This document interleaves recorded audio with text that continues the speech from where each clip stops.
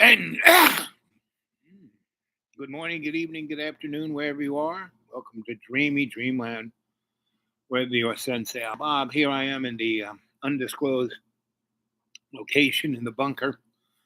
And so, what do you think? Here's a little something that I found that sounds interesting. Evolution, whether it's CEOs being in the street, whether it's a Me Too movement that had righteous components of it, or Black Lives Matter, what are these movements? They are targeting the wealthy. We are in the midst of a series of small revolutions to correct income inequality. And the reason we put an insurrectionist and a rapist in office is because for the first time in our nation's history, a 30-year-old man or woman isn't doing as well as his or her parents were at 30. Why? Because the majority of households are having the oxygen sucked out of the room, such that a small number of individuals and a small number of companies can be worth more than nation states. Income inequality is out of control. Our tax policy has gone full oligarch. You just heard from Scott Galloway. He is a professor of marketing at New York University's Stern School of Business, and he is worth more than $100 million. But yet, he was on mainstream media saying something that was absolutely spot on, which is surprising to me. Now, I want to use his comments as a bit of a jumping off point for a broader conversation about income and wealth inequality, because what he's touching on here is very important. Everything we are seeing right now, political instability, social unrest, increasing radicalization, and fascism, isn't happening for no reason. It's happening because we've reached the final stage of capitalism, and literally every aspect of human life has now become commodified. Americans and workers around the world really have been squeezed for every penny at the behest of the ruling class, and common distractions that once kept us all in line are no longer sufficient because things are just that bad. It's hard to distract us when daily life at this point in time makes a lot of us miserable. People don't have healthcare, and if they do, it's too expensive. They can't retire, they can't buy houses, they live paycheck to paycheck. People are desperate, and that desperation is growing. And the main avenue that regular working class people once had to address these grievances, which was through politics, has been hijacked by the wealthiest people in the country. A 2014 Princeton University study found that average citizens have a statistically insignificant impact on policy outcomes, whereas economic elites and wealthy interest groups are the only ones who see the policies that they want enacted into law. Take this 2024 Data for Progress survey, for example. As you can see, the majority of Americans support pretty progressive policies, an expansion of Social Security, as well as rent caps, a $17 an hour minimum wage, Medicare for all, free college, among other things. And a healthy republic would understand that things are bad and the population wants that, and they would respond by enacting those policies, delivering these things that will help people. After World War II,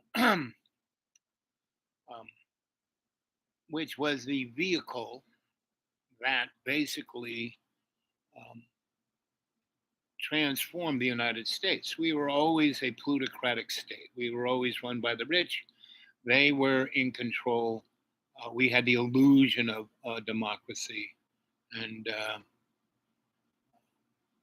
hey, Anna, did you get my novels?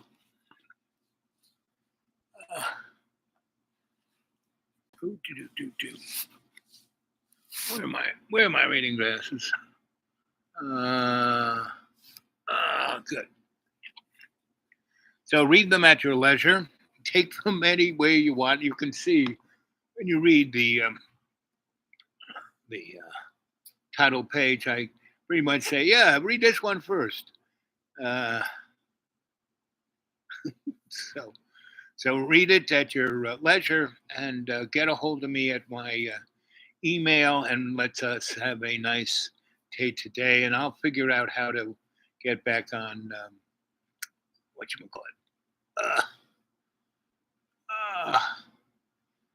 that vehicle that we make phone calls to each other. Anyway, so I'm just looking at, we are 11 days out from Carrot Head. Oh, Viber. Okay, I'll figure that one out. Okay, I'll look at that one. Viber. Well, we're 11 days out from Carrot Head being sworn in. And, so he ran on the whole thing about groceries, eggs and bacon and lowering inflation, right? What is he talking about now? Renaming Gulf of Mexico the Gulf of America, taking over Iceland, or Greenland or one of those lands, and going after you know uh, that nice little canal. I mean, all of these things are just distraction. This guy's a grifter, right? He is doing everybody on his you know cabinet or billionaires. The girl who's does she the girl who's going to be running education. What is her claim to fame? Her husband started the wrestling TV show. That's really good for education, and she wants to get rid of education, right? And Bobby wants to get rid of the healthcare, and everybody else wants to get rid of Elon Musk, with his douche, to disrupt any kind of controls of economics or the environment, to make things more efficient. Yes, so make more billions of dollars for the richest 0.10% of the folk, right? So, what do you guys think? Let's see. Did you see the Iron Lady behind him? Ultimate Floridia. Yeah, they're all just they're morons, But Plato said the populace gets the you know government they deserve, and that's a little harsh, especially when people have no idea what it is. By enacting those policies, delivering these things that will help people to their constituents. But if politicians were to do that, then their wealthy donors wouldn't be too happy, since those policies all would inhibit their ability to squeeze even more money out of us. Elites don't want to expand Social Security because they want to privatize it and profit off of it. Corporations don't want to increase minimum wage or wages at all. They want to lay off as many workers as possible and replace all of the remaining ones with robots as quickly as they can. Healthcare can't be free, otherwise, an entire industry would go the way of the dodo. To put it simply, life can't be better for the rest of us because rich people want to make more money and profit off of our suffering. Even though it feels like the system is broken, it's not. It's working as intended. Our entire economic system centers on the maximization of profit, which Right. means money making is incentivized above all else in virtually every single thing that we do. Even art isn't safe. There's a reason why so many films these days are sequels and remakes. Back in the day when I was an artist, that's why I was an artist. All my fellow artists were like art for mine was art for God's sake. Theirs was art for money's sake, right? And they wanted fame and fortune, A-listers, they wanted that. And a good number of them got it because they put everything of their life into getting that. And they had a pretty good handle on the essence of talent. And so they took that talent they had, they focused it like a laser. And for 10 years, they worked, worked, worked, worked, worked. And that's all they did. And I had a lot of skill sets that I could earn money at. I did them. And all of them were things I enjoyed doing that. Being a photojournalist, I enjoyed being that. Being an artist, I enjoyed being that. Being an art party ringleader, cultural provocateur, I enjoyed doing that. Being a itinerant scholar, I enjoyed being that.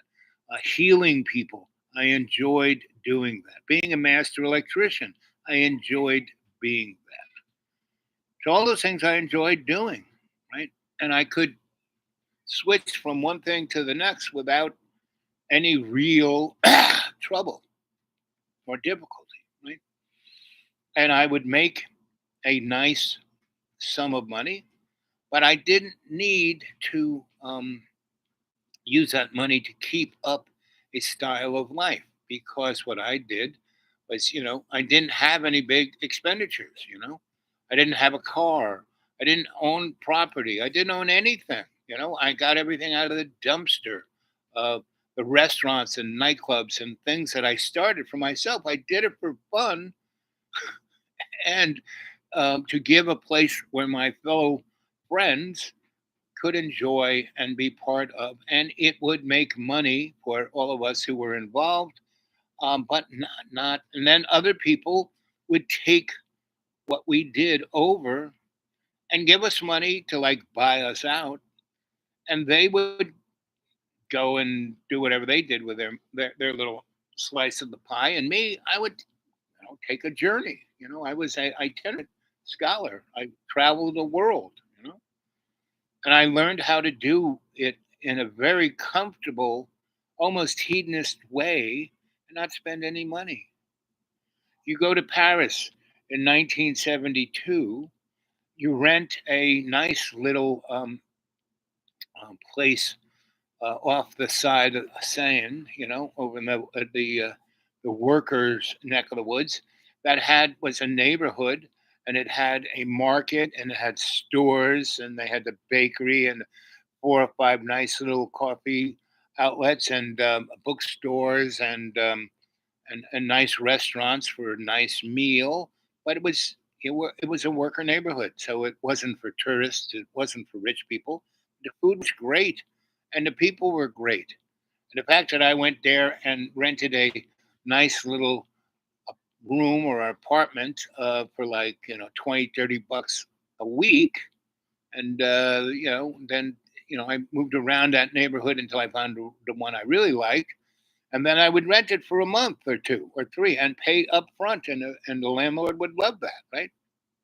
And so that's what I did for a good 15, 20 years. Not all the time. You can't do that anything all the time, otherwise you get sucked into it. So I would do it for 4 or 5 weeks, 6 or 7 months, and then I would come back to New York. New York was always my base of operation, and it was still New York. Now today, it's not. It's the oligarch center, right? And everything there. The people who my friends who are still there, who haven't become oligarchs or millionaires, um, a lot of my artist friends have become millionaires. They became famous.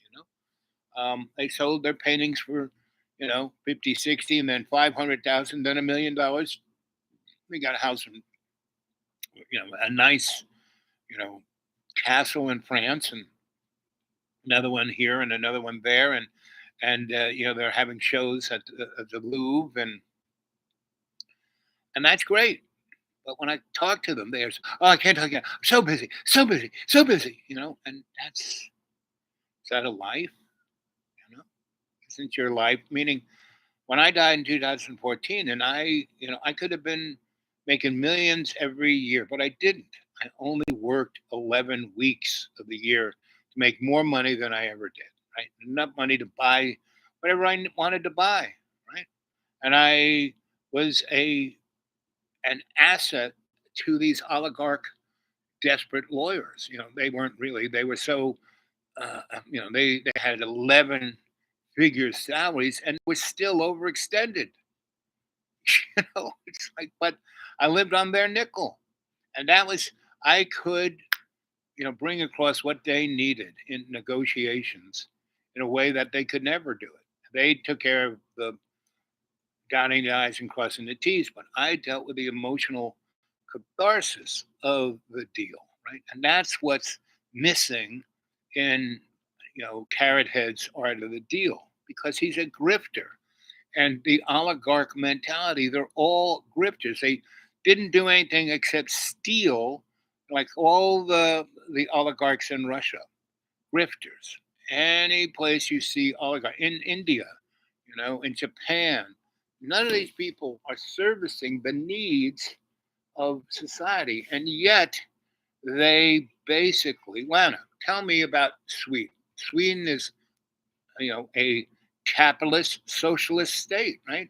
You have your health care, you got your pretty much all your needs are basically facilitated by your government, so it can be affordable, right?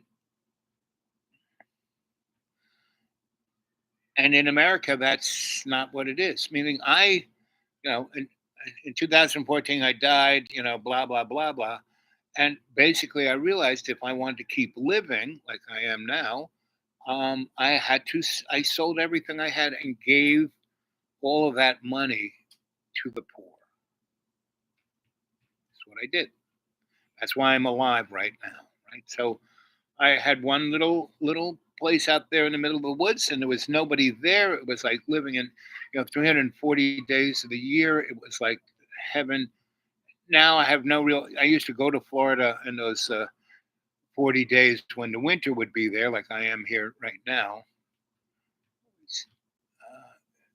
Do people stay alive for everybody, not a state? Right.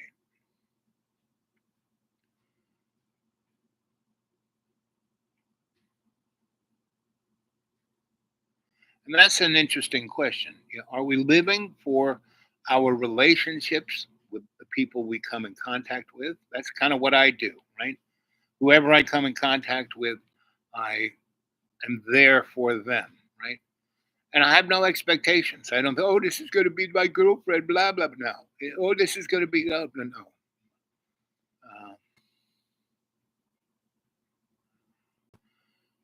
Uh,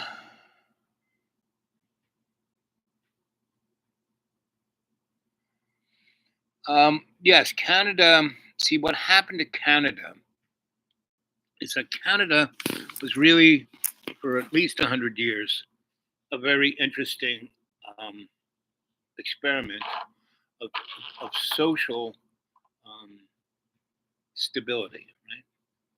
And back with Bill Clinton and with making NAFTA, NAFTA turned um, Mexico and Canada into a union with the United States. And we are basically Canada, Mexico, and the United States are one economic, social, political entity, right? And the things that are different are their social, cultural aspects, right? And Canada is quite interesting because they have these, states. We have these states, but Canada really did. Each of the states in Canada are like separate countries, right? And so it's an interesting dynamic. So they have a lot of things that keep them where they are, even though they basically. And that is why what's his name Trudeau had to resign because he was instrumental in turning Canada into what it is today. And the beauty of Donald Trump is that yeah, he's a grifter, he's a liar, he's a cheat, but he lies so much he tells the truth. Meaning he talked about bacon and eggs and and gas and all of that. That's how he got elected. And the girl, the Democrat, she talked about gender and DEI and there. Is that you? Who's that? Santa Claus. Oh, there he is, Daddy.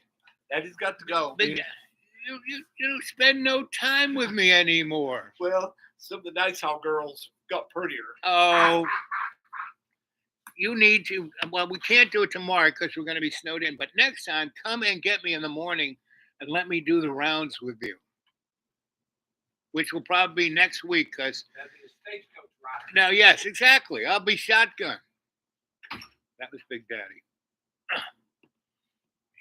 He's nice. He brought me dinner. So, and that's, so I'm kind of making this facility run. I'm not getting paid anything, but nobody else is. But um, they're in charge, and luckily I'm not. But I make it run. So they do take care of me, I have to say. Right? And they're always so. I meet everyone comes here, and I talk to them all. but I talk to him individually. And so Big Daddy, I've known him a long time now, 3 years, and it's interesting dynamic in that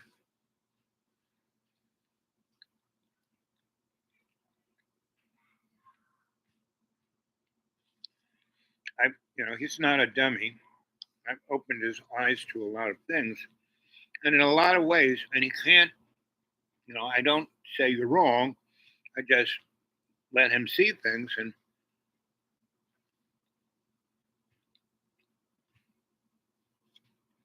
he kind of realized it, but he wants it to be the way it was. Right? Make America great again. So you have to realize that Donnie,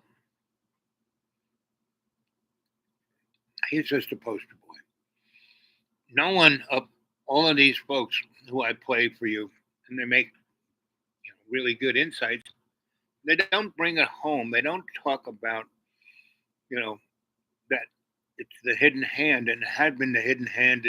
These secret societies for the last 16,000 years, getting us to this point. We are being pruned.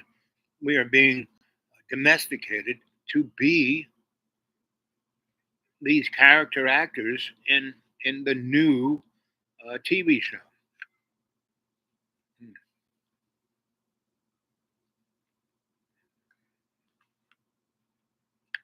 Chick, chick.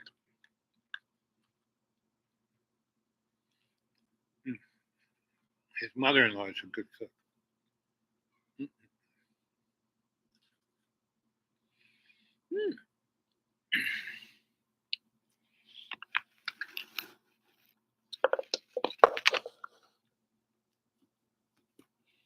And I confound most people because I have no expectation. I don't have to prove anything. I don't have to show people that oh, I'm right, you're wrong. No. Whatever they want, whatever their belief structure is, sure, no problem. Let's talk about it.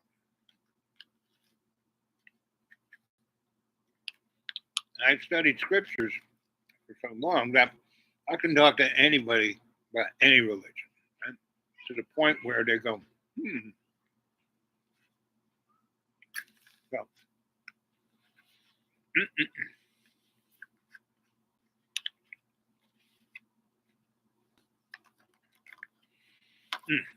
the beauty of living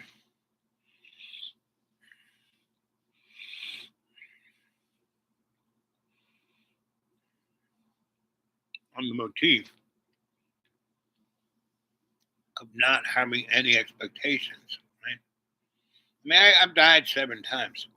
So whenever I die the next time, God wants me home. Hey, I'm home. I'm done. I'm only here to serve God's unconditional love. Right? I'm here to in every day and every way to take the piece of the earth to make it stronger. Mm, mm. Good food, yes.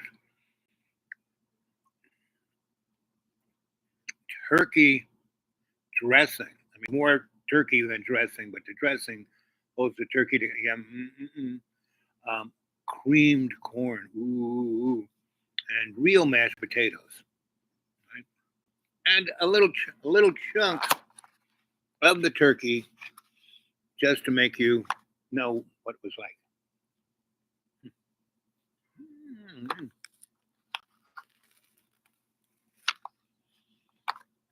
So the secret to I don't eat that whole thing. That's enough for me.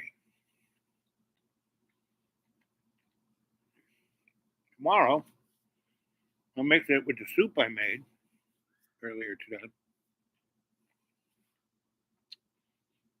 Not called holler cooking, meaning Grandma would always have a big frying pan. Whatever she made last night stays there. In the morning, she puts some grits to it, cracks a few eggs on it once it's boiling. That's breakfast. She makes some cast iron biscuits. Mm.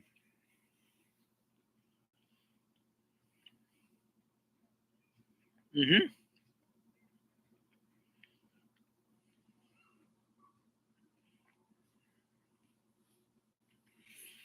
Well, I'm a Epicurean, which in Greek that means I'm really big into my sensory yummy. You know? I love everything that's sensory, right? Because I know that I am not this body. I know I am not those taste buds. I know I'm not any of those sensory motifs of this unit, right? But I also know that it's a blessing to receive these things. Oh boy, that tastes good. Ooh, that feels good. Ooh, that smells good. Ooh, that's fun to do. And when you get pleasure out of that, great creator of whatever it is, right? It's like that's when you get grace. That is when you get faith. Grace and faith aren't something that you can earn or something that you can manufacture. It is something given to you. All right, in the Bible, in the Old Testament, God constantly talks about this covenant, right? And that's what that covenant is. Because God, we are the reflection of God. We are that work in progress. God is at the same time that we are in the sandbox, so is God, figuring it out. Right? So here we are, 27 minutes and 27 seconds. Good morning, good evening, good afternoon, and don't believe a word I say. I'm just your storyteller. And how about some, hit that, subscribe button, hit that thumbs up, all the rest. Let's listen to this guy a little bit more.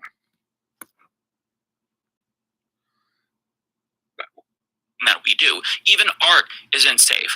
There's a reason why so many films these days are sequels and remakes, and why so many video games are quick cash grabs and asset flips filled with microtransactions. It's because the goal isn't to make an enjoyable experience. If you happen to enjoy it, that's just secondary to the goal of making a lot of money. Greed is a virtue in our society, and it's the main virtue that keeps all of us going, because if we're not greedy, we don't survive, because we're all captive to that exploitative machine, and we don't have the ability to opt out even if we wanted to. In theory, I would like to think that I'm making these videos to inform and entertain people, but at the end of the day, if I don't upload at least 3 new videos per week, I can't feed myself. If I didn't have to worry about doing this as a job, I'd be pursuing passion projects and making entirely different forms of content if I wasn't beholden to YouTube's fickle algorithm. We're all captive to the system in some way.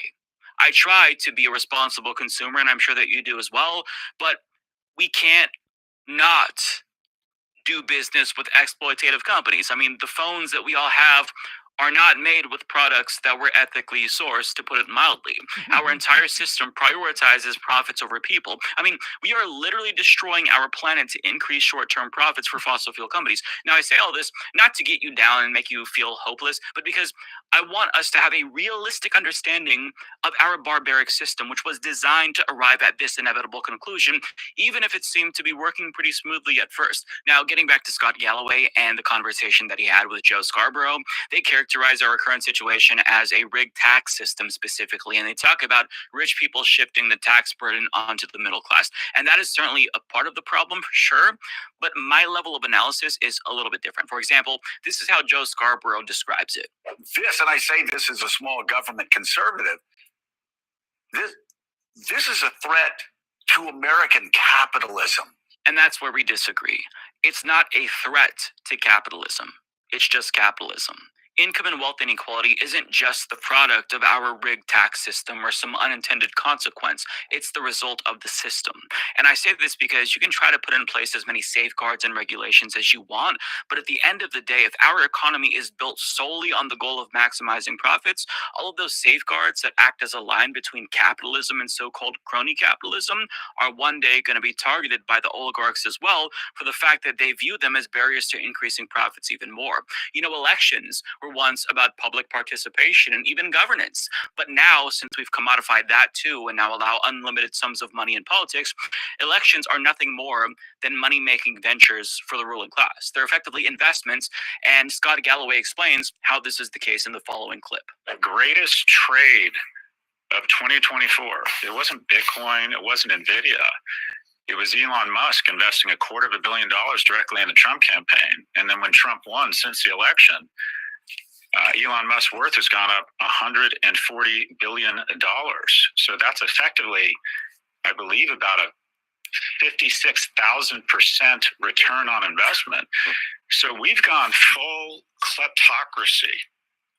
We can never, in my opinion, wave our finger at Russia again when the president, the elected president, is taking public trust and public authority and weaponizing governments and doling out capital and market share and contracts and threatening to use regulatory action against the competitors who don't give money to his inaugural committee or don't kind of bend the knee. We are effectively in a kleptocracy. Russia is the role model. We are becoming more like Russia every day. That's where we are. He's right. Think about it. Our billionaire president is the puppet of another billionaire who basically bought government and has near unlimited power. And it's bleak, but what he's saying here is important because he's not wrong. Maximizing profits is no longer just about researching and developing new technology or innovation. It is about buying politicians to give your company subsidies and tax cuts. It's why almost every single corporation factors lobbying and campaign contributions into their annual budgets, because buying politicians has become an essential part of profit maximization itself. It goes back to the Princeton study that I cited earlier. This is why regular Americans have a statistically insignificant impact on policy outcomes, because a working mom with 2 kids can't afford to hire a lobbyist to advocate for policies that she wants. She can't buy a politician or bribe them to bring down the cost of childcare. It is a zero-sum game that regular Americans can't even afford to play. So that's why it all feels rigged. But with that being said, I do want to get back to Scott Galloway's commentary here, because even though him and I come from different ideological perspectives, obviously, I think that he does a good job at explaining how things are starting to break down because our system is now incapable of building and sustaining a middle class. And that really is the key here. And it's important because, Americans, they will tolerate a certain level of income and wealth inequality so long as they're able to get by. I think that most people are cool with rich people having yachts and private jets so long as they're thriving themselves. But I mean, when the standard of living becomes so low that things are so bad and you can't even afford, one emergency, but yet you see elites getting richer than ever, that's when the system starts to lose legitimacy. That's when society starts to break down. And we've arrived at that point. An economy in America exists to create a robust middle class. The most ascending countries over the last 20 years have been China and India. And it's one basic litmus test. How many people are you bringing into the middle class? People like to fall back into this right-wing notion that it's naturally self-healing. It's not. It's an accident in history. Typically throughout history, you have a small number of people who weaponize government. They're very talented. They aggregate power. They weaponize government, and they aggregate more and more spoils. And then the good news is it's self-correcting. This level of income inequality is usually self-correcting. The bad news is the means of self-correction are typically war, famine, or revolution. And if you want to talk about tax policy, the myth in tax policy is that the rich don't pay their taxes. That's just not true. The fulcrum is the following. There's super earners and super owners. The folks around your table are probably considered super earners. You make exceptional livings, but it's all income reported on a W-2. And if you live in New Jersey or New York, you're probably paying 48 to 52% tax rates. Right. But if you're a super owner, I make my living starting and selling businesses. My last business, which was sold for $160 million, I'm very transparent about money. This gestalt or zeitgeist that people should not talk about money is nothing but an attempt to keep poor people down, because rich people talk about money all the time. It's important to be financially literate. The first $10 million from my $160 million sale was tax-free. My effective tax rate over the last 10 years has been 17%. The average tax rate on the wealthiest 25 Americans is 6%. Corporate tax rates are at their lowest point since 1939. At the same time, taxes have gone up or the super owners. Now, the bottom 50% don't pay much federal income tax, but they pay a lot in usage and consumption taxes. But this misdirect talking about tax rates, this is the point. It's the tax code, which has gone from 400 pages to 4,000. And that 3,600 pages, quite frankly, is there to screw the middle class and continue to transfer more money to the super wealthy. The fastest growing demographic group in America is not seniors. It's not Latins. It's billionaires. We had 500 billionaires 10 years ago. We now have 2,500. So if you want to cram more and more wealth into a smaller group of people, we're on our way. And the weird thing about America is that we support it because our superpower is our optimism. The Achilles heel is that 99%, the bottom 99% who are getting screwed, don't mind these policies because they believe at some point they're going to be in that 1%. But where are we? We're in a country that's had unprecedented prosperity, but similar to the way William Gibson described the future, it has not been evenly distributed. When 40% of U.S. households are struggling with some sort of medical or dental debt, when a quarter or 20% of households with kids are food insecure, and yet we have one man, Jensen Huang, and I like Jensen, who is now worth more than Boeing. I mean, something is wrong here. I agree. And everyone senses that something is wrong. And they're right to feel like things are wrong because it wasn't always this way. Things weren't always this bad. Our grandparents and Yes, they were always this bad. It was just that there was somebody else below us who had it worse than we do. And that group is getting, the group that's at the bottom of the barrel is getting bigger and bigger. And we're becoming part of that. I mean, when white people first showed up here as indentured servants, people go, oh, they came here for religious freedom. No, they didn't. They came here because they wanted the life they had in England or France or Germany, Denmark, sucked. They were slaves. Called a pro. So some corporation, like the, West Indies company, say, hey, listen, we got this property over there in New England. King gave it to us. We want to send you over there and build a town. Start growing some food, especially sugar and tobacco and whatever else you can grow. And work hard for 10 years. You'll have your freedom. You can go on your way. And so, the Pilgrims, they didn't come here for religious freedom. They wanted to get away from being a slave. Now, yeah, they had their religion, and so they kind of brought it with them. But it was more like a comfort blanket, not really anything special, And like the Baptist today and the Southern Baptist Club, there are 60,000 different sects, meaning there are 60,000 different churches that believe in Baptist Christianness in their own way. And they're the right ones, and all the other 59,999,000 folk are wrong, and they're all going to hell. But we're going to heaven. The blood of the sacred blood of the Lamb, we're going to heaven. That Jesus is going to turn us into Jello, and we're going up, and end times is coming soon, and we're going to give money to this guy because they're going to have a war to cause Middle Eastern blah, blah, blah, blah, blah. That's where we are. And it's not like we haven't been here before. It's called the Spanish Inquisition, the Vatican, when it was Holy Roman Empire. It's really interesting. The Greek Empire lasted 1,000 years. Roman Empire, maybe 1,500 years. Spanish, English empires lasted about 500 years. But all the other empires, they basically, on the average, last 250 years. The United States has been this imperial entity since 1776. And what is that today? 248 years. We have 2 more years before we hit that ding dong.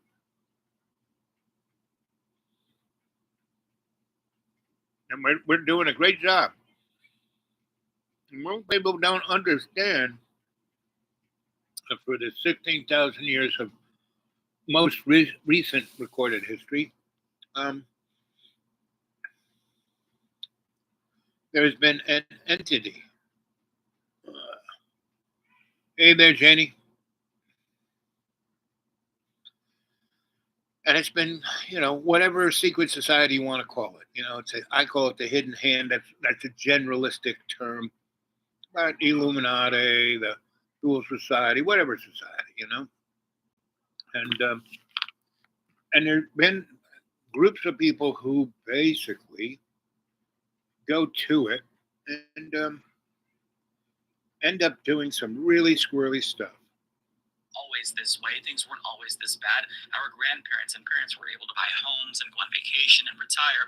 And the fact that this generation can't isn't because we've all become collectively lazy or less productive. Everybody knows that there's some variable, there's something that changed that has led to our collective desperation. So we all, on some level, acknowledge that there's a problem. The issue is that the elites who benefit from this unequal system have invested heavily in making sure that we never find out who the true culprits are. So what do? They buy media companies and they try to reinforce the system and convince us all that it's immigrants or affirmative action and DEI, and our standard of living has gone down, not because of them, but because of immigrants. They're the ones buying all the homes, and people of color are taking all the good jobs. But guess what? They're suffering too. And elites are pointing the finger at them, so you don't question their complicity with your suffering. And it's not like American oligarchs are ignorant to this fact. They're not stupid. There's a reason why the richest man on earth, even though he is a dumbass specifically, tweets, power to the people. And LARP says this anti-elitist when he is the quintessential elite.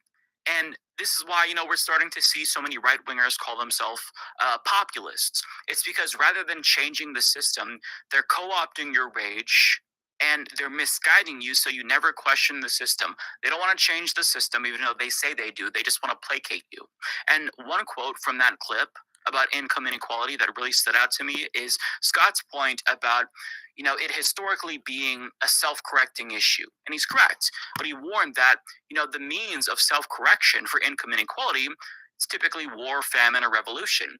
And if you go back to the point that he made in that first clip, that's what we're starting to see now, right? More protests, support for Luigi Mangione. It's not necessarily a revolution, but more and more people are targeting the wealthy in pseudo-revolutionary acts. And fun fact, America is 248 years old. Take a guess as to what the average lifespan of empires is. Take a guess. 250 years.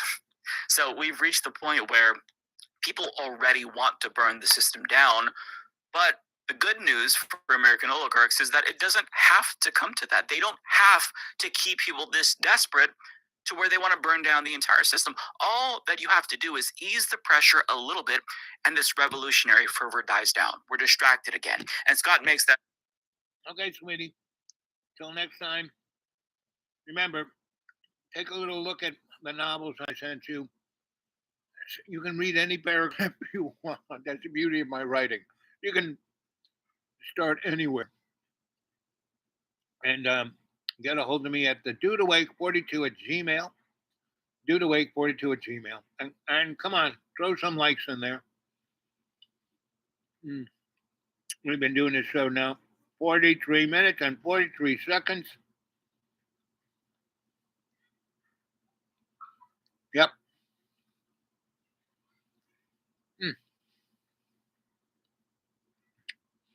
This is good turkey. Or chicken, I don't know which it is, but it's yummy. And I got my blankie, and I have it underneath the electric heater, so it's comfy warm.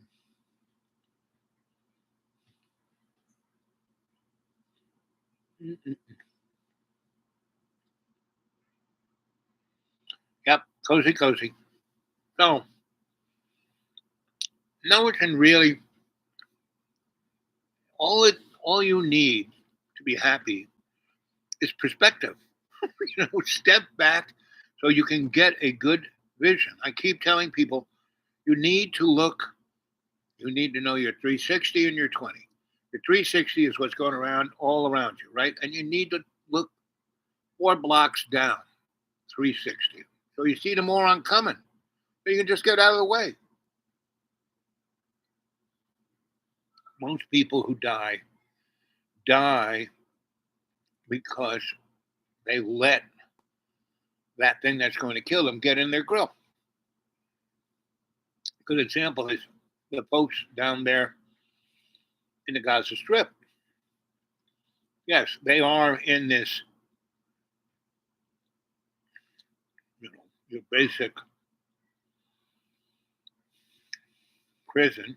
That's the Gaza Strip, 2 point something million people. And Israel has been, and see, it's not Israel per se. It is, again, this hidden hand. Because the average Jew just wants to be safe, wants to be, not worry about whether someone's going to stab them, but they have drank the Kool-Aid to to believe in the motif that these people are out to get them. No, you have to realize that everyone's out to get you. You just have to know you're 350 and you're 20. Right? Look, 4 blocks down, get out of the harm's way. Right? 20 is knowing who and what you are at the moment that you are in. Period. Not the past, not the future. Right here, right now.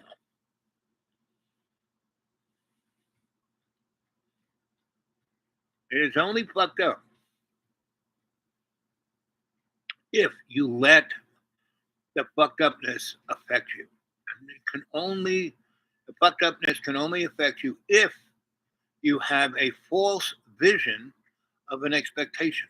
If you have no expectation, you don't expect, like, I want this to happen.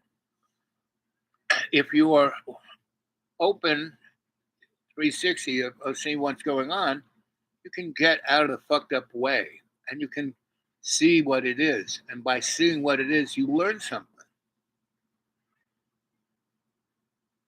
Yep. Enjoy life. The good, the bad, right? There is no good or bad. It's just, the swing of the clock.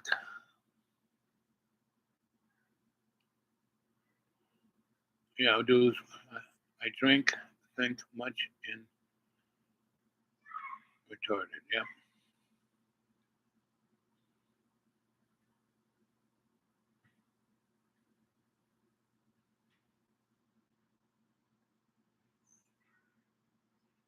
Yep. Another word for meditation. Yep.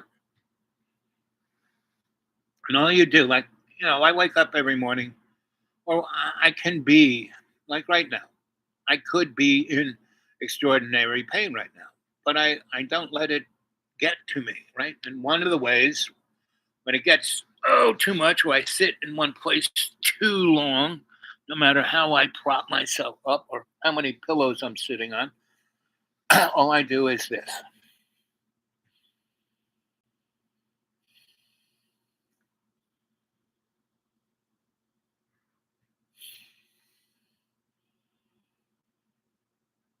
When you do that, what happens is you become more than your autonomic system.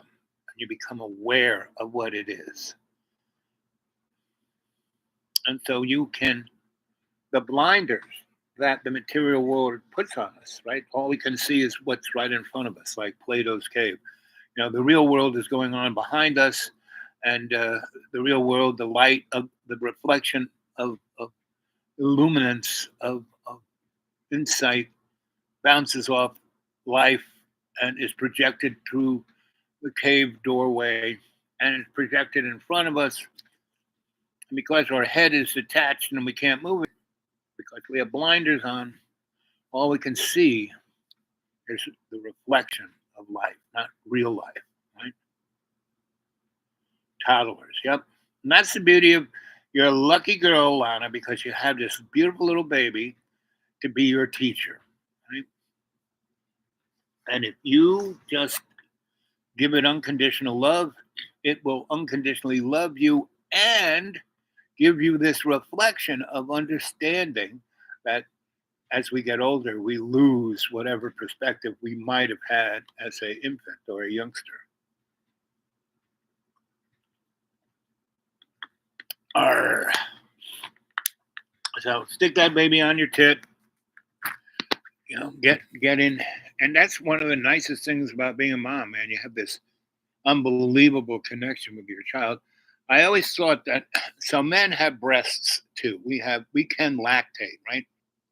And if we were to inject ourselves with certain hormones, our breasts would get big and we could feed a baby, right? And so I had this idea that if if mom and dad both breastfed the child, we would have no wars because moms aren't really easy about letting their kids go off and die. Where dads have this stupid male blah blah blah and says, yes, be a man, go die, right? But if dad breastfed the kid, he wouldn't let him do it.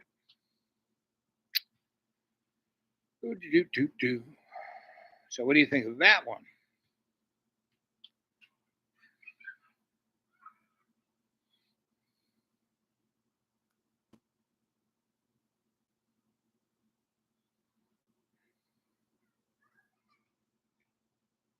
This is occurring because people are frustrated with the appeal process in all health insurance. And so what the executives have to do with United Health and frankly the whole industry is appeal to reality and say, look, it's on us now. We understand you're unhappy. I mean, this murder, this assassination is horrific. There's nothing good to be said about that. And there's lots of problems with it. But at the end of the day, what it's leading to is the frustration of the users of healthcare. And everybody's affected by healthcare. They should be coming out now saying, look, we get it. We have families too. We're people. We have children. We care about what you think about. And we're going to automate this process and make it better or do whatever they have to do. So when you appeal a case, it's not a delay situation. And if you have a valid claim, you get paid out. That's what insurance is supposed to do.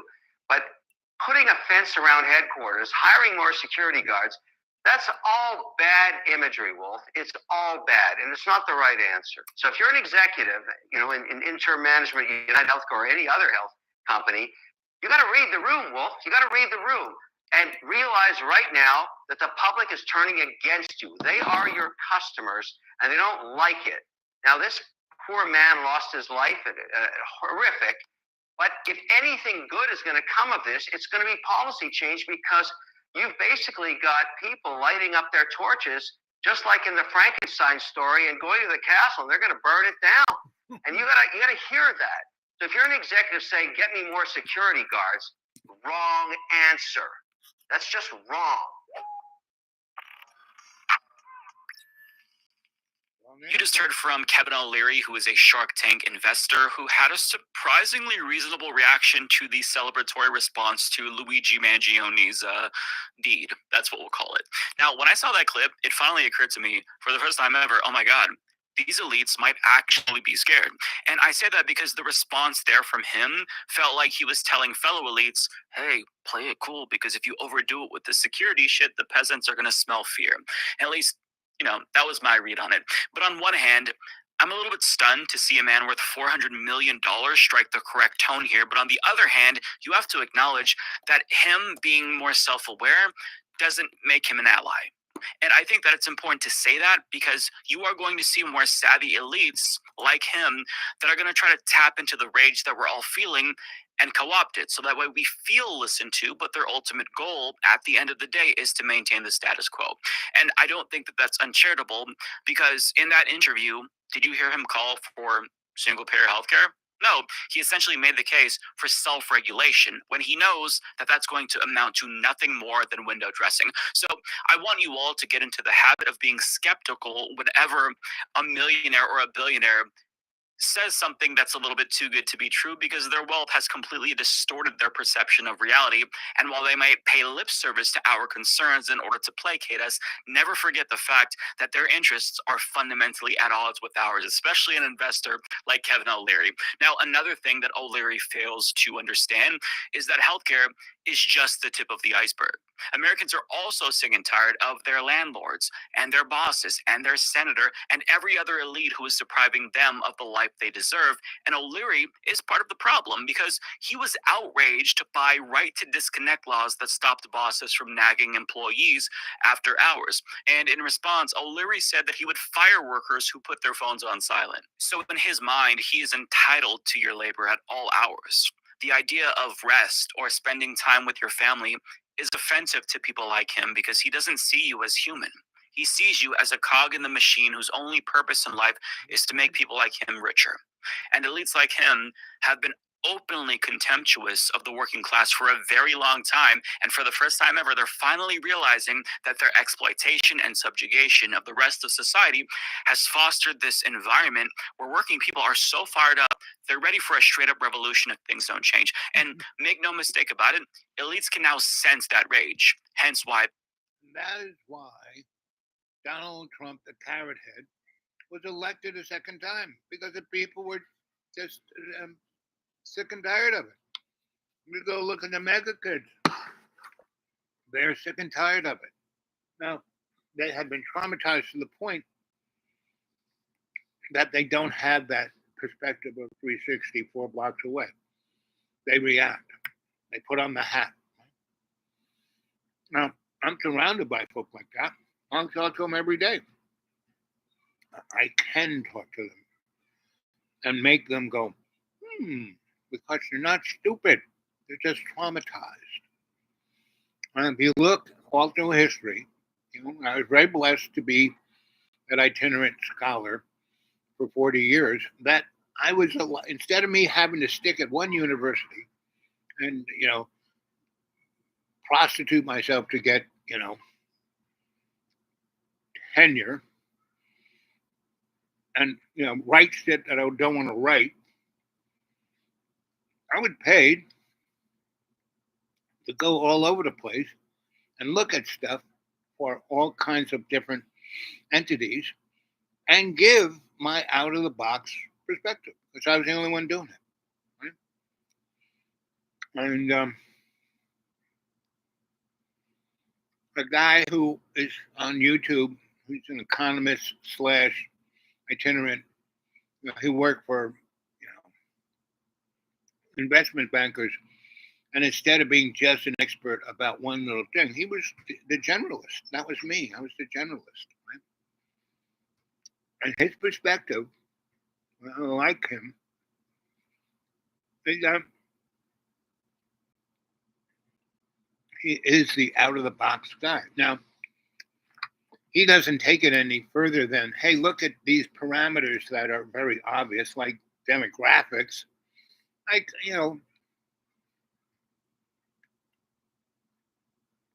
every time I was sent out to study, one of my skill sets within the scholastic motif, or the scholarly motif, was that I could be either a scholar or a scholastic, but I was never just a scholastic, right?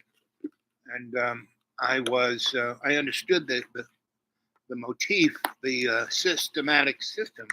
So I'm very much the person of systems and strategies, right? And the number one, if you want to figure out why something's happening or how to deal with whatever is happening, you don't look at protocol. You look at demographics. So I've been here now since September, responding to really traumatic catastrophes, Hurricane Helene. And what happened to Tennessee, no one is basically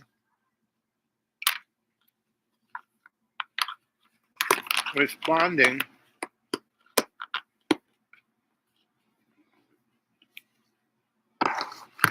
to the trauma of it, right? And the Gaza Strip, no one's responding to the trauma of it, right? You know, trauma is still right in our face, even though the mainstream media are doing everything they can to play it down. You know, they don't want to call it genocide. You know, they don't want to call it this or that. But the interesting thing is the dynamic of karma usually takes thousands of years to take place. Is this point in time, and I've been telling you guys about it for the last 6 months, that right now things are going on above us in the stars that haven't happened for a million years, and they're all lining up right now. We're in Mars with the moon in Cancer. Whoa, meaning there is no hiding anything anymore, and it's all right in everyone's face, and they can't kid themselves or lie or cheat or do anything of that nature because it is right there. And you know, we're going to have more and more of it in a way that and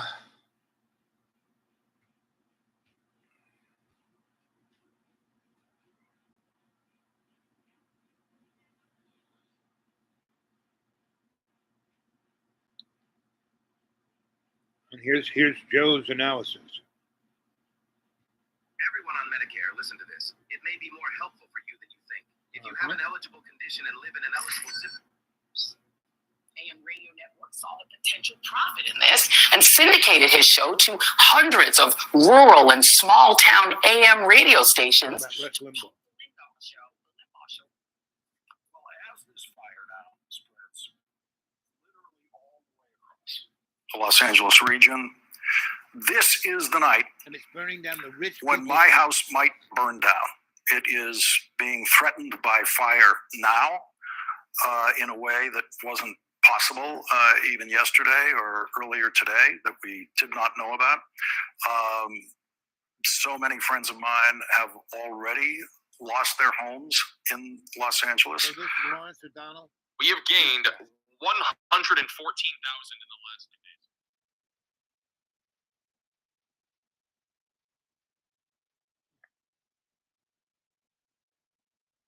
$20 super chat. How many inches do you predict? Well, as this fire now spreads literally all the way across the Los Angeles region, this is the night when my house might burn down. It is being threatened by fire now in a way that wasn't possible even yesterday or earlier today that we did not know about. So many friends of mine have already lost their homes in Los Angeles. Patrick Verone, someone who I've known since college, a former president of the Writers Guild, where his family, in a house his family grew up in Pacific Palisades. That house has been lost. He's not the only one. Another writer, friend of mine who I've known since college, reports that as many as half of the writers on the very popular TV show that he has written for many years, half of them have lost their homes. This situation really is happening in a way that we have never seen before. I just got a text from an intrepid and award-winning journalist, Daniel Wall, who is also a screenwriter who lives in the region, who has press credentials and has been allowed into areas that other people have could not get into at this hour, which means he is literally the last person who has seen my house standing, which the last time he looked at it, it was standing, but we don't know whether it is now. And by the way, that's the way it is for everyone who has evacuated, is we do not know once we're out of the area what's happening to our house. We usually have no idea what's happening to our house unless people see images of the complete burning down of the houses in that area. Daniel Voll, when he was in that area, reporting directly to me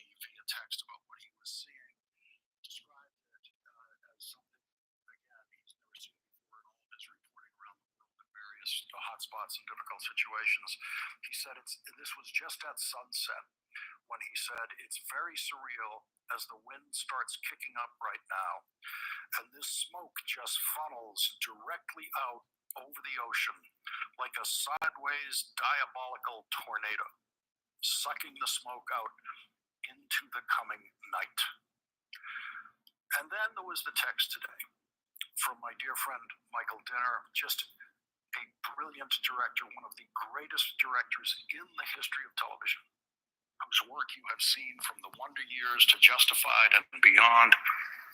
Michael lost his home in the Pacific Palisades yesterday and everything in it. It's the home where his two sons grew up, the home where the family just celebrated the holidays together. What about the people who just lost their home up here in Pogie, that had it owned the farm for the last 9 generations? And the real estate company wanted, but they wouldn't sell. But Elaine came in and just wiped them off the face of the earth. The federal government declared their land uninhabitable, took it by eminent domain, and sold it within 2 weeks to the real estate company.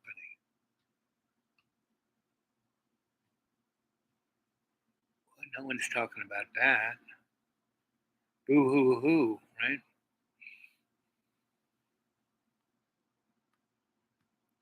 So the rich people, how they doing with it? This is Dan, whatever his name, O'Donnell is going on about it, right?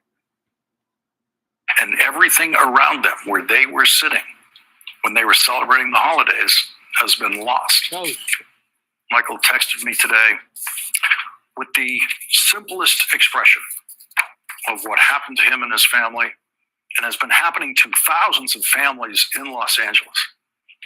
And he said, the loss of the house that they loved isn't the most difficult part. He said, it's the stuff, the evidence of 4 lives, gone. And when I died in 2014, I got rid of everything. I got rid of the stuff. Now, I did keep some of the stuff. I still have a good deal of the stuff, but living in the bog, everything is, over the last 5 years is basically rotting away. Right? And, it is what it is. And you either let go of this stuff or you will be holding it on not just this life, but many other lives. Right? And that's what this is all about. How to let go. That's what this is all about. How to let go.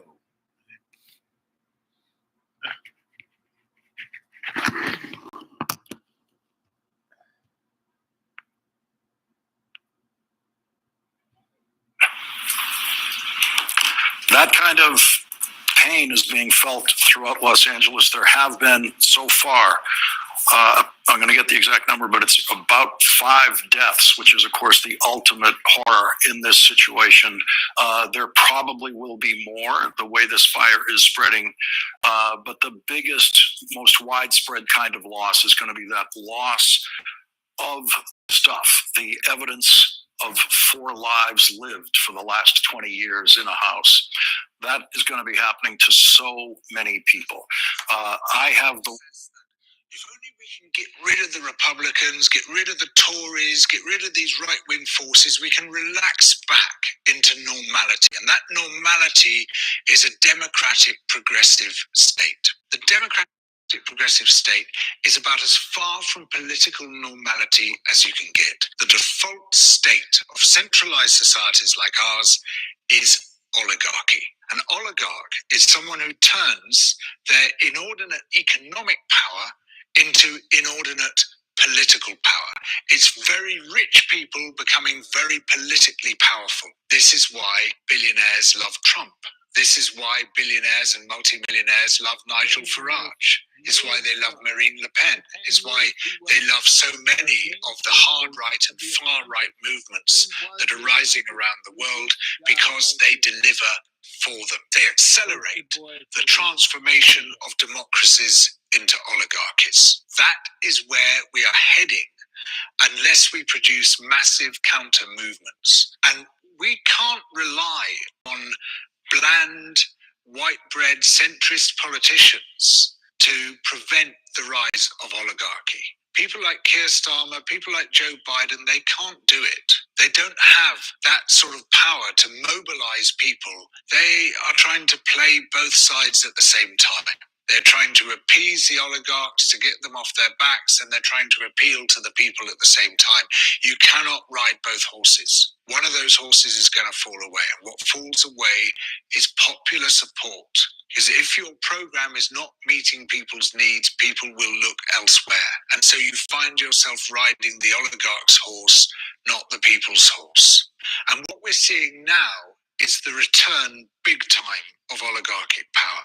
And this is a phenomenon we see throughout history. And every so often, that oligarchic power is rolled back, but then it gradually begins to gather again and starts to return, unless you are struggling sufficiently against it. There's a very brilliant and very depressing book called The Great Leveler by Walter Scheidel, a very impressive historian, who says that there are only 4 forces which have ever destroyed rampant inequality, in other words, oligarchy, in human history. One of them is total war, one of them is total and violent revolution, one of them is state collapse, and one of them is massive plague.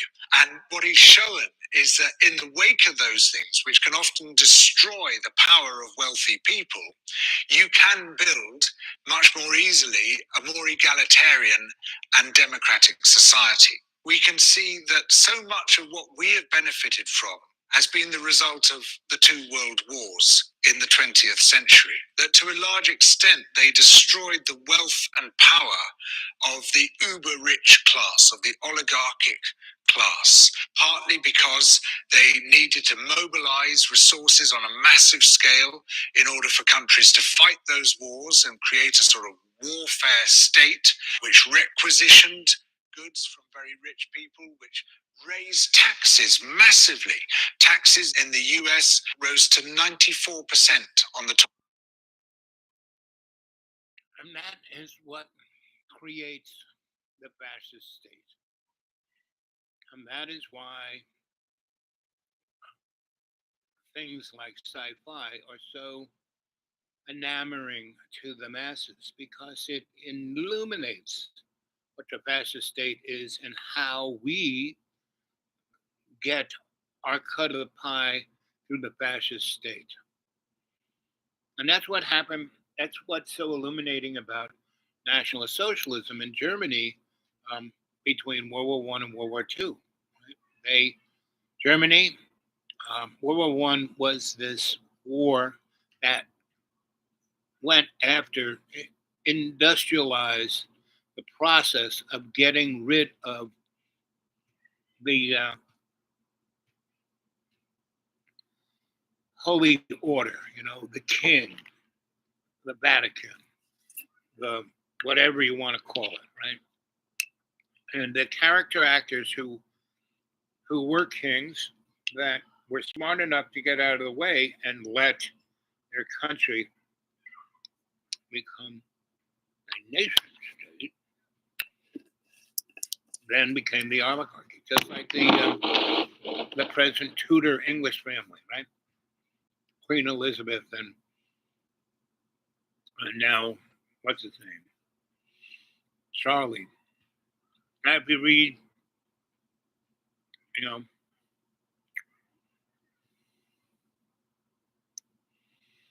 what's his name? David Icke, he says that family is reptiles, right? Who knows? They're definitely strange, that's for sure. So,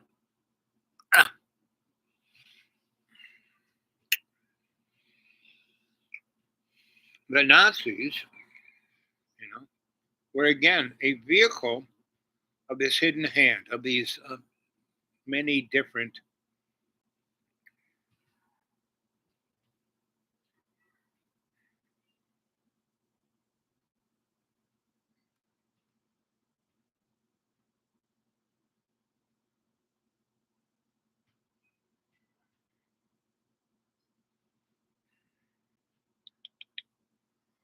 let's see if we can find what I was watching. Moloch. Yeah, this guy.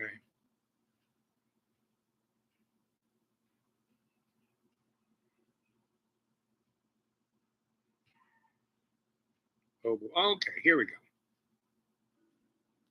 Previously on Darkness over Deutschland.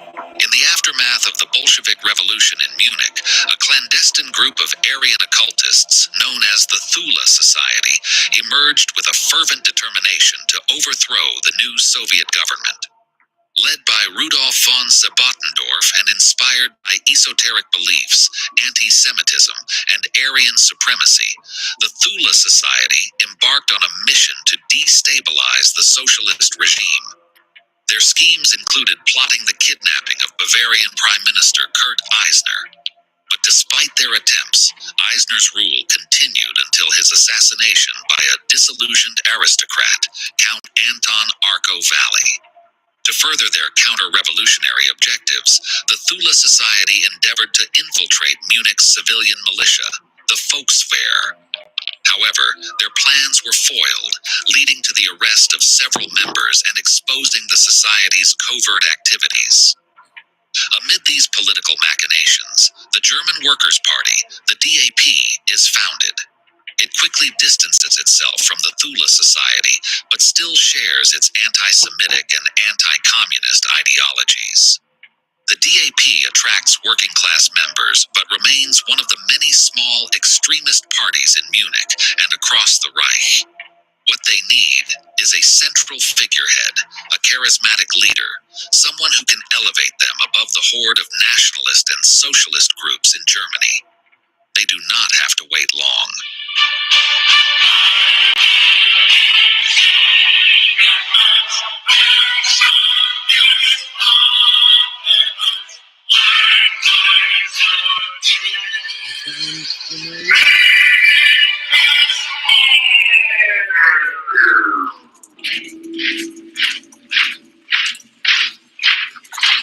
It is late November of 1918. The Great War has finally come to an end. Germany finds itself in the midst of a crisis, politically charged, heavily militarized, and with nationalism at a fever pitch. The new government, led by a coalition of center-left parties, including Social Democrats and Catholic centrists, faces challenges that seem insurmountable. Not only do they have to contend with a devastating influenza epidemic and widespread hunger, but extremist groups on both the far left and far right clamoring for their downfall. After months and even years on the battlefields of France, millions of soldiers return home into this catastrophic environment. They find their homes, families, and livelihoods in ruins. In this desperate situation, the Provisional Weimar government is forced to take drastic measures to protect the newly formed republic.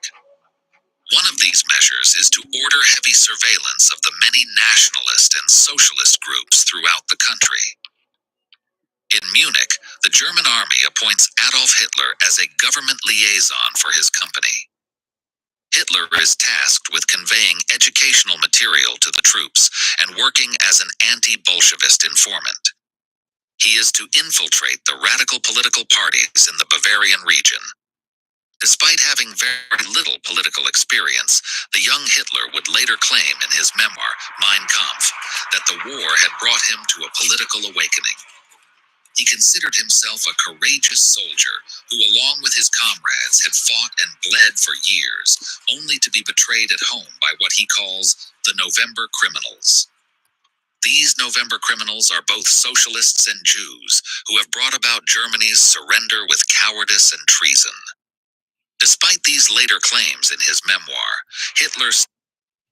So Hitler was a spy for the military-industrial complex. And he was basically a loser, right? He never truly succeeded at what he wanted to do. He was never that hero. Yeah, he got the Iron Cross because he survived. He was what they call he brought the notes from one foxhole to the next. And those guys died pretty quickly, but Adolf survived. He was a lucky rabbit, right? And so when he went off after the war to try and be an artist or an architect, he was just mediocre. He was always just mediocre. But as a bombast, right? As a shill, as a a grifter, he was great, right? So you have to realize that Adolf Hitler was put in place right where he was to be that character that would become the poster child of the Nationalist Socialists, the Nazi Party. And that is exactly what Donald Trump is. You look at Donald Trump at his rallies, just like Adolf in the Nuremberg rallies. They're almost they basically speak of the same thing, you know. And when the Nazis took over, what did they do? They went and looked at the United States and saw how what we were the only country on the planet that was basically sterilizing people who we thought weren't good enough to reproduce, right? And that's what the Nazis wanted to do. And they looked at what America did and they copied it, right? They called them the Nuremberg laws, right? And the same thing with the racial and the class structure that they wanted to put in place, right? And that was, they looked at Jim Crow and said, wow, these guys, right? And there were plenty of American industrialists who were right there with the Nazis, were right there giving them money and resources all during the war, you know. And I won't name them because they're quite evident if you just go take a look. And so we are right back at where we were back then. And Berlin, the movie Cabaret, you know, Germany had been stepped on so intensely after World War One that there was no way that, you know, everything that they thought was noble was destroyed. You know, the movie Cabaret really shows, you know, come to the cabaret, and it was like the whorehouse, you know, people who were, you know, college professors, bankers, you know, high level, upper middle class. You know, inflation was so intense. Just to feed the rest of the family, they would take a child with them into the cabaret and sell it as a sex slave, right? Go look at that, because that is quite amazing, and that is what we are experiencing right now.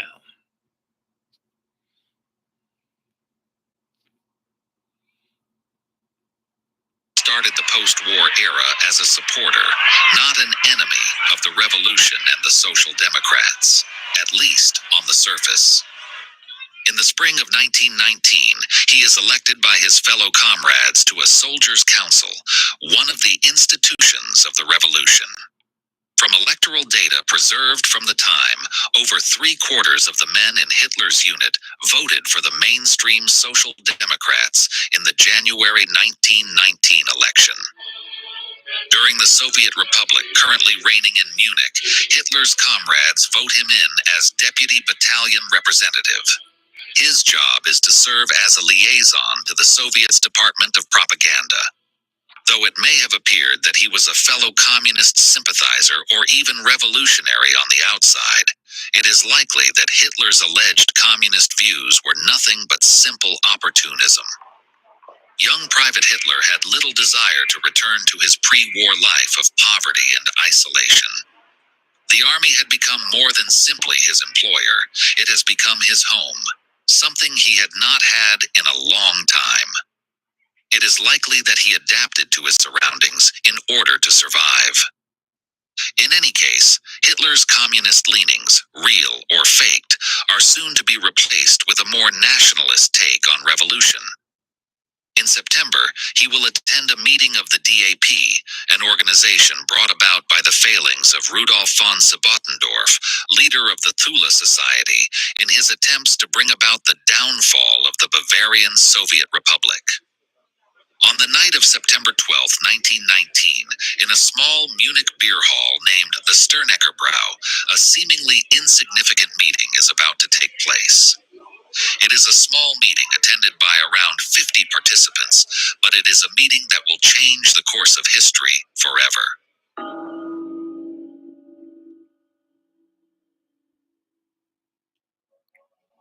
Adolf Hitler, a former soldier in the German army, now working as an informer, has been assigned to attend a meeting of the small but radical DAP in order to investigate the party and its activities for the military. The DAP, the Deutsche Arbeiterpartei, aka the German Workers' Party, has been established on January 5, 1919 by Thule Society members Anton Drexler, a railroad locksmith, Gottfried Feder, an economist, and Dietrich Eckart, a right-wing poet. The small nationalist party is one of many that have sprung up in Munich and across all of Germany in such turbulent times. Hitler, accompanied by his army colleague Emil Maurice, enters the dimly lit Munich beer hall, its air heavy with tension and anticipation. Hitler finds a spot at the back of the room where he stands in the shadows, quietly observing the scene before him. Dietrich Eckart was slated to give a speech at the meeting, but has fallen ill. He is replaced at the last minute by another member of the Thule Society and co-founder of the DAP, Gottfried Feder. Feder is known for his vivid anti-Semitic rants against Mammonism and interest slavery, which have earned him significant popularity in folkish circles. This popularity does not transfer over to the young Adolf Hitler, however. As Feder stands at a podium at the front of the room, passionately addressing the small audience, he fails to win over the future Führer. Feder talks of a radical vision for Germany and outlines his vision in a 25-point program. He outlines the party's nationalist and anti-Semitic platform, advocating for the exclusion of Jews from German society and the establishment of a greater Germany. Unimpressed by the speech, Hitler starts to leave the gathering. About to go, another DAP member voices a plea for Bavaria to break away from the rest of the Reich. This deeply agitates Hitler, a young Austrian who has harbored dreams of a greater German Reich throughout his life. Filled with rage, he delivers an impromptu speech advocating for pan-Germanic racial unity. His powerful speech resonates with the audience. Hitler reportedly refutes the man with such force and passion that he admits defeat mid-conversation and quickly exits the beer hall. Anton Drexler, impressed by Hitler's spontaneous and compelling intervention, presses a pamphlet into Hitler's hands entitled My Political Awakening and urges him to join the DAP. Had been unimpressed with the meeting. In this DAP pamphlet, he finds profit after his own heart. From here on out, Hitler and the DAP will become forever intertwined and will reshape Germany in ways that even they dared not imagine at this time. If you enjoyed this episode, please consider giving it a thumbs up or leaving a short comment. This will ensure the podcast can be seen and heard. So that was pretty good, right? I mean, all of this information's out there. That's the beauty of the internet. And that little episode I played for you showed how Hitler's, if he hadn't shown up at that thing, he would not be the leader of the Third Reich. Right? And he was really just a stooge for the military, right? So he had backing, right? And they kept backing him. That's how he became chancellor, because the military backed him. They thought they could manipulate him. But entities like the Thule Society and the Vol Society and about 20 other esoteric and occult entities basically rejiggered Adolf Hitler. You know, you take go look at the films of Adolf Hitler at the 1936 Olympics in Berlin, right? Where that was the first modern Olympics. And Adolf Hitler, you know, he's sitting in his box with the boys, and he is basically jacking off, right? He is so twitched, right? And you'd say this guy's a tweaker. I mean, he's doing meth or barbiturates or something. No one acts like that. And what it was is that he was captured shamanically, energetically. Yeah, he probably was doing drugs. And as I have stated beforehand, in all esoteric societies that look to transform the adept, if you don't have a good enough teacher who can show you how to um, transmute your ego through prayer and meditation and perspective of insight of the blinkers we have on, and you take them off through breath, and you can see the perspective of your 360 and your 20. Most people try to break through by using drugs, psychoactive drugs. Right?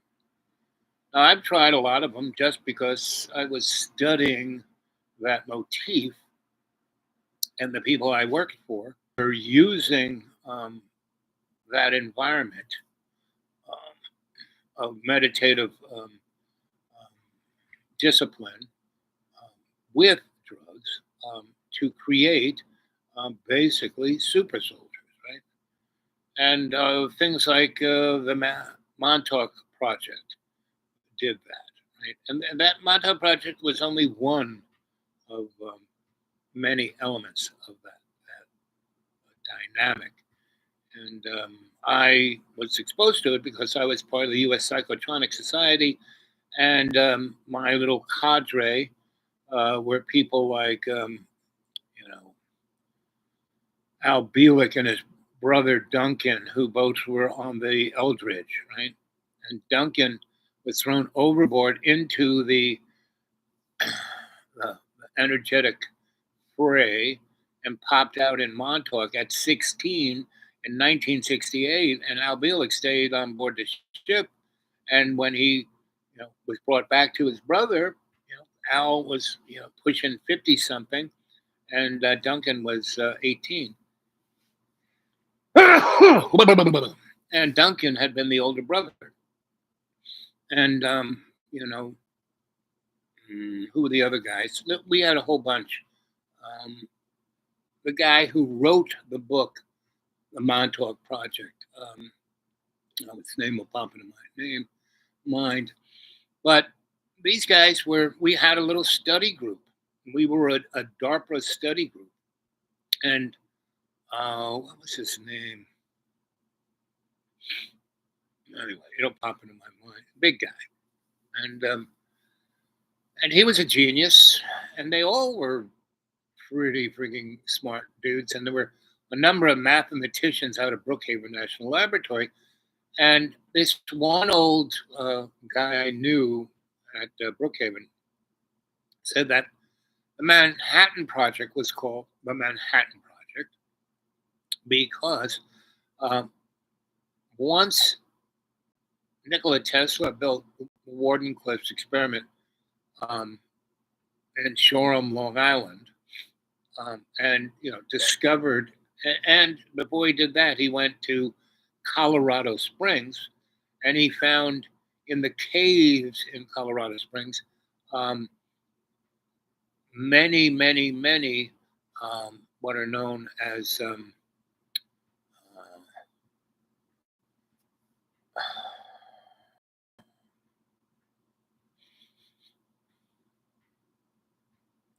there's a term for it in mining. When you dig a tunnel down into the coal or uranium or whatever you're going for, and you hit the space that's kind of open, you make a mezzanine. That's what they call it. And it's usually really big. And that's where you make your base of operation. Yeah, up the above ground is like 900 feet to that mezzanine. It takes you 40 minutes to get there. So in the mezzanine, they bring everything you're ever going to need, like the warehouse is there, the cafeteria is there, lots of other things are like there, right? So that's the mezzanine. And Nikola Tesla went down into these caves and found these mezzanines that were like chock-a-block full of technology that came from millions of years ago, pre-Atlantean, right? And it's the interesting motif. Right? And so that's why he discovered the technology and the math, that jump that gave Tesla, who was already a, what would you call him? An adept. He was, he saw things in his dreams. He was like, the guy from the South who could do readings of people while he was asleep. All of these secret societies, all these occult and mystery schools, they're still here. 5 weeks before Kennedy got shot, he gave a speech about secret societies and mystery schools. You should go, let's see. Let us see.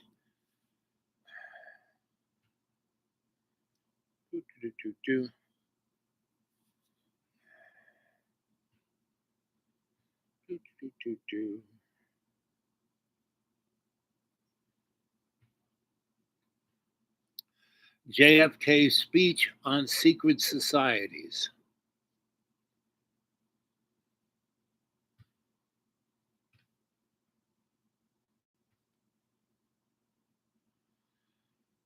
The John F. Kennedy Presidential Library and Museum will be closed. Let's see. President and press address before American Newspaper Publication Association, April 27th. President John F. Kennedy, Waldorf Astoria, New York City. I appreciate very much your generous invitation to be here tonight. You bear heavy responsibilities these days, and okay, let's see.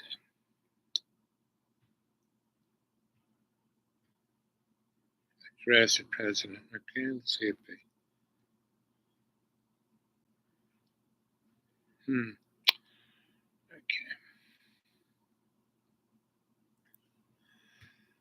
YouTube copy of JFK's speech on secret societies.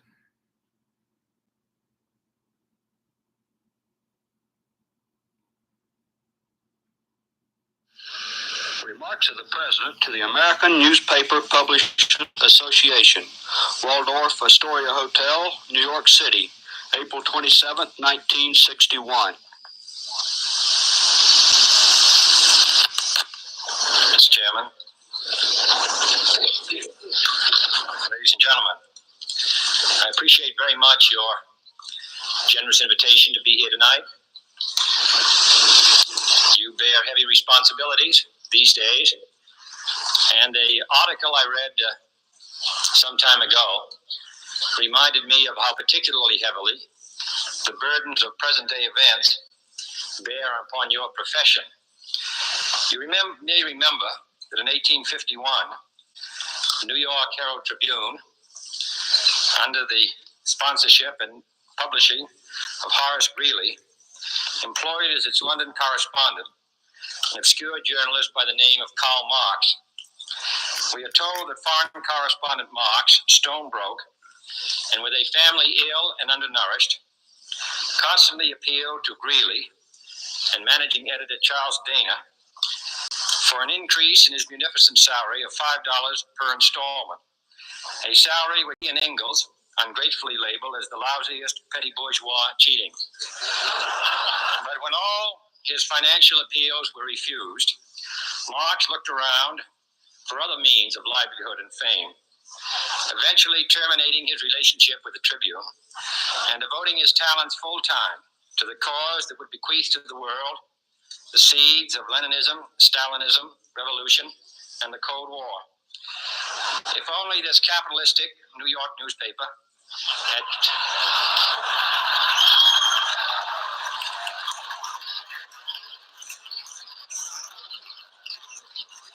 treated him more kindly. If only Marx had remained a foreign correspondent, history might have been different. And I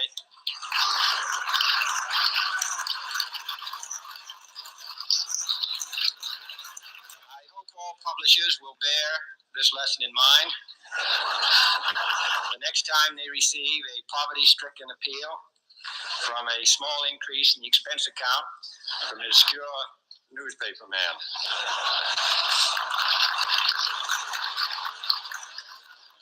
I have selected as the title of my remarks tonight, "The President and the Press."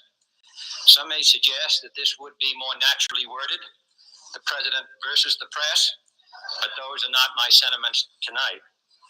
It is true, however, that when a well-known diplomat from another country demanded recently that our State Department repudiate certain newspaper attacks on his colleagues, it was unnecessary for us to reply that this administration was not responsible for the press, for the press had already made it clear that it was not responsible for this administration.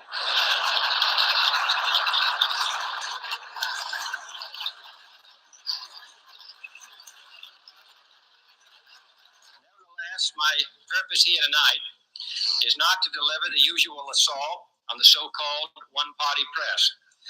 On the contrary, in recent months, I have rarely heard any complaints about political bias in the press, except from a few Republicans.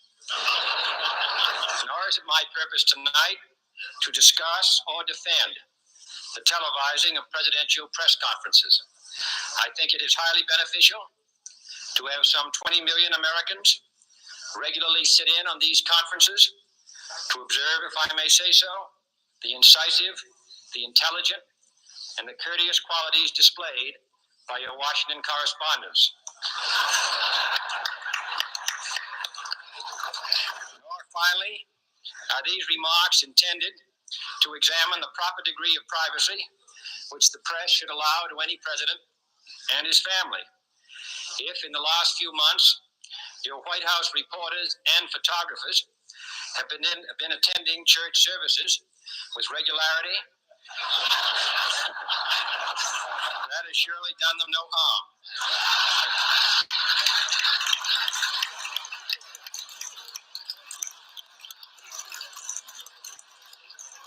On the other hand, I realize that your staff and wire service photographers may be complaining that they do not enjoy the same green privileges, the local golf courses, which they once did. It is true that my predecessor did not object, as I do, to pictures of one's golfing skill in action, but neither, on the other hand, did he ever be a Secret Service man.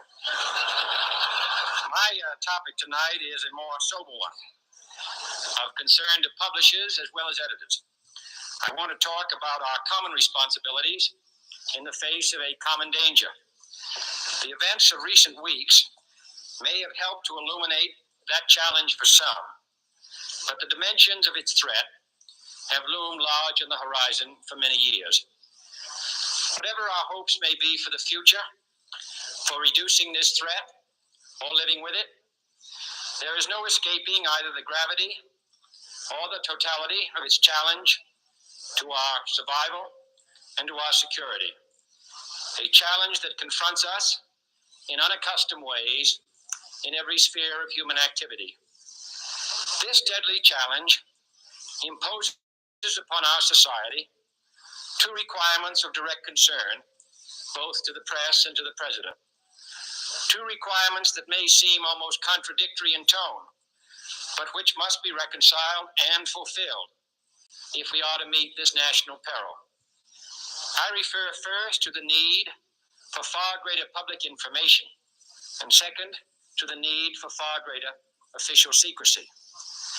The very word secrecy is repugnant in a free and open society, and we are, as a people, inherently and historically opposed to secret societies, to secret oaths, and to secret proceedings. We decided long ago that the dangers of excessive and unwarranted concealment of pertinent facts far outweighed the dangers which are cited to justify it.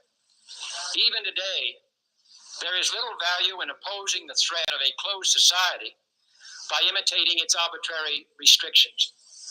Even today, there is little value in ensuring the survival of our nation if our traditions do not survive with it.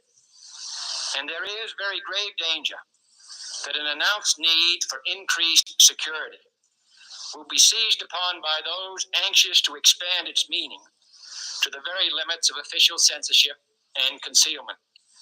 That I do not intend to permit to the extent that it's in my control. And no official of my administration, whether his rank is high or low, civilian or military, should interpret my words here tonight as an excuse to censor the news, to stifle dissent, to cover up our mistakes, or to withhold from the press and the public the facts they deserve to know. But I do ask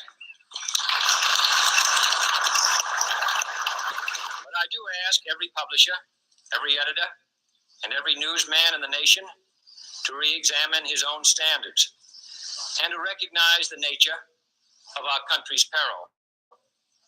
In time of war, the government and the press have customarily joined in an effort based largely on self-discipline to prevent unauthorized disclosures to the enemy. In times of clear and present danger, the courts have held that even the privileged rights of the First Amendment must yield to the public's need for national security. Today, no war has been declared, and however fierce the struggle may be, it may never be declared in the traditional fashion. Our way of life is under attack. Those who make themselves our enemy are advancing around the globe. The survival of our friends is in danger, and yet no war has been declared. No borders have been crossed by marching troops. No missiles have been fired. If the press is awaiting a declaration of war before it imposes the self-discipline of combat conditions, then I can only say that no war ever posed a greater threat to our security. If you are awaiting a finding of clear and present danger, then I can only say that the danger has never been more clear, and its presence has never been more imminent. It requires a change in outlook, a change in tactics, a change in missions by the government, by the people, by every businessman or labor leader, and by every newspaper. For we are opposed around the world by a monolithic and ruthless conspiracy that relies primarily on covert means for expanding its sphere of influence, on infiltration instead of invasion, on subversion instead of elections, on intimidation Kennedy is instead not of talking free about choice, the communists. on guerrillas by night instead of armies by day. Hail Hydra. It is a system which has conscripted vast human and material resources into the building of a tightly knit, highly efficient machine that combines military, diplomatic, intelligence, economic, scientific, and political operations. Its preparations are concealed, not published. Its mistakes are buried, not headlined. Its dissenters are silenced, not praised. No expenditure is questioned, no rumor is printed, no secret is revealed. It conducts the Cold War, in short, with a wartime discipline no democracy would ever hope or wish to match. Nevertheless, every democracy recognizes the necessary restraints of national security. And the question remains whether those restraints need to be more strictly observed if we are to oppose this kind of attack as well as outright invasion. For the facts of the matter are that this nation's foes have openly boasted of acquiring through our newspapers information they would otherwise hire agents to acquire through theft, bribery, or espionage. The details of this nation's covert preparations to counter the enemy's covert operations have been available to every newspaper reader, friend and foe alike. That the size, the strength, the location, and the nature of our forces and weapons, and our plans and strategy for their use, have all been pinpointed in the press and other news media to a degree sufficient to satisfy any foreign power. And that in at least one case, the publication of details concerning a secret mechanism whereby satellites were followed required its alteration at the expense of considerable time and money. The newspapers which printed these stories were loyal, patriotic, responsible, and well-meaning. Had we been engaged in open warfare, they undoubtedly would not have published such items. I'm just thumbing through history, playing audio clips of things that reflect what is going on right in front of our faces today. That was President John F. Kennedy giving a speech to the Newspaper Association in 61 or 62. And he was talking about secret societies, not the commies, but secret societies. And he was going on about how they have infiltrated so deeply that you don't know they're there, right? And that whatever kind of restraint that is put on society is done freely by the individual. And that is represented today in our media because there is no free media, there is no open media, there is no truth, but it's all in front of us. And it's up to us, consumer of this information, to gauge its validity. And with that, we become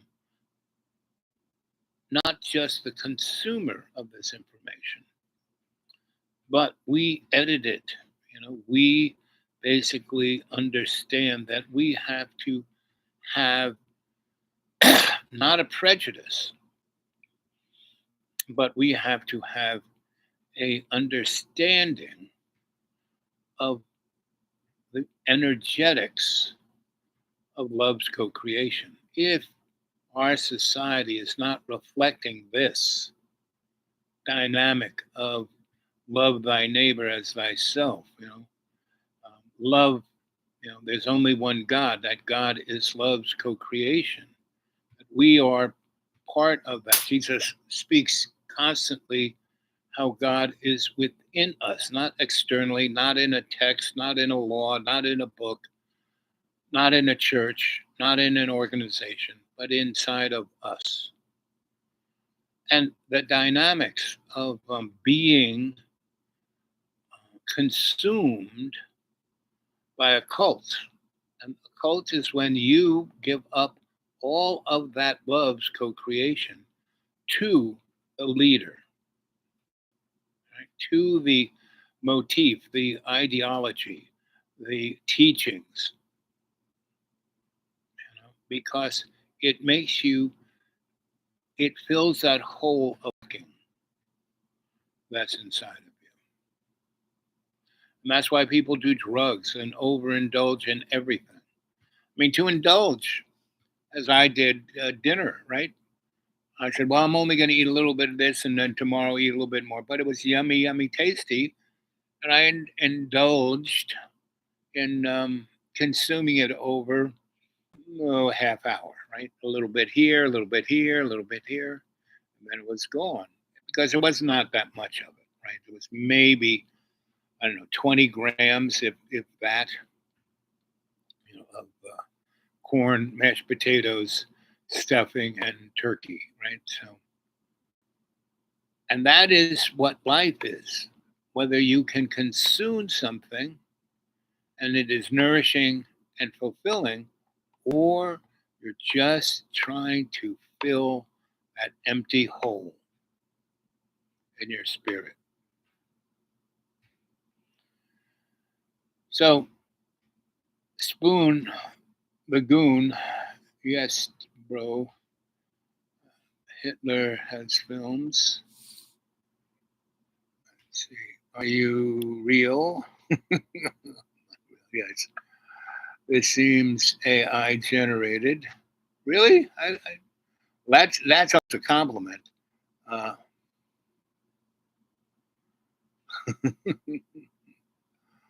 I'm trying to bring forth to you, the cadre, is that you have to be an open mind, a freely inquiring,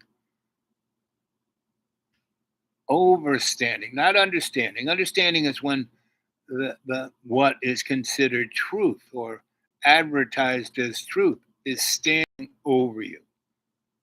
When you overstand something, not understand it, you're not underneath it, but over it, looking at it from the top of the mountain, having that perspective, right? And that is where Moses ran into the burning bush, right, top of a mountain, right, with his sheep.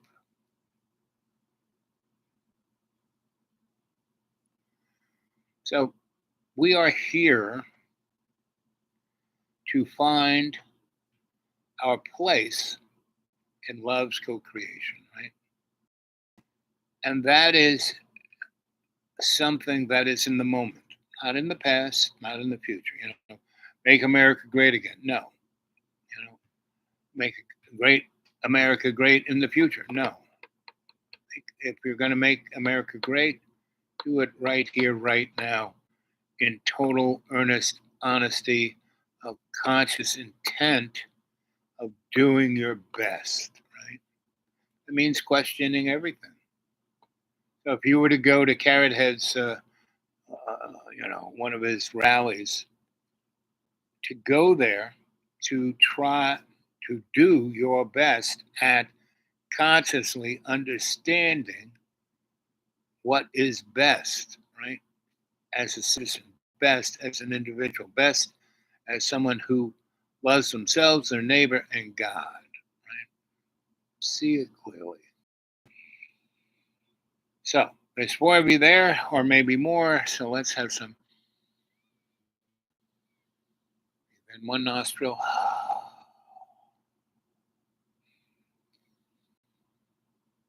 Inhale the prana life force, right? That is the photonic light of love's co-creation. See it clearly. As you do that, you are bringing your harmonic frequency up rather than down. Instead of hanging out in the crass motifs of materialism, right?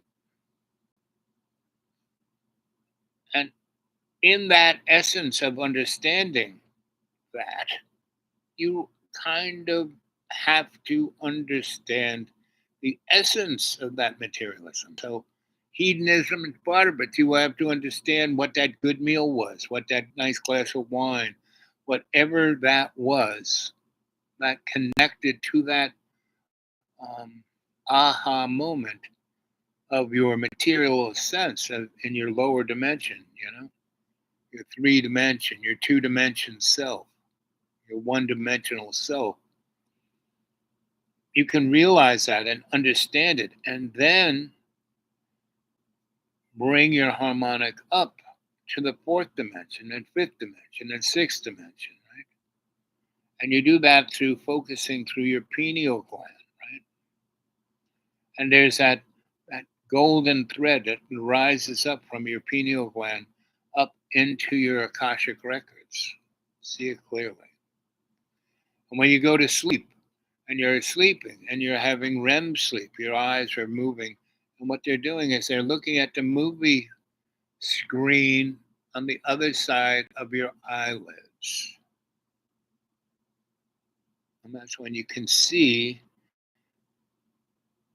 the imaginary mirror of the material world. And that is, in essence, Plato's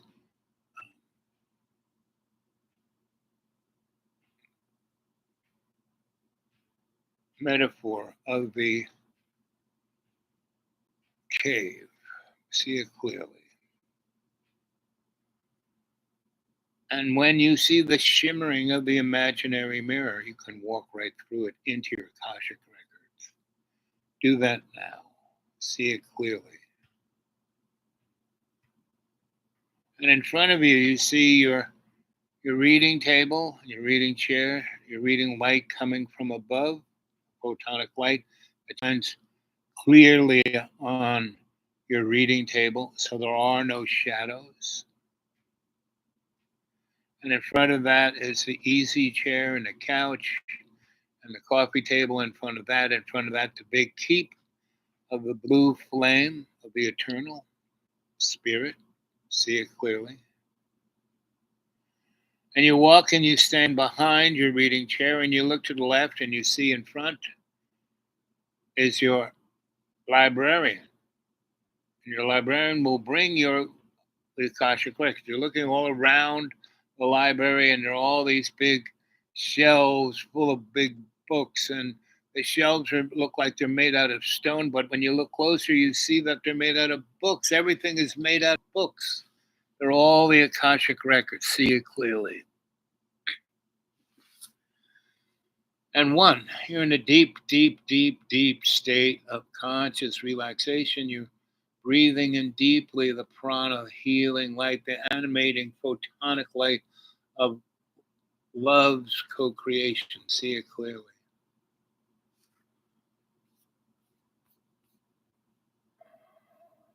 Ooh-dee-doo-dee-doo. Oh, we have to move before it closes down.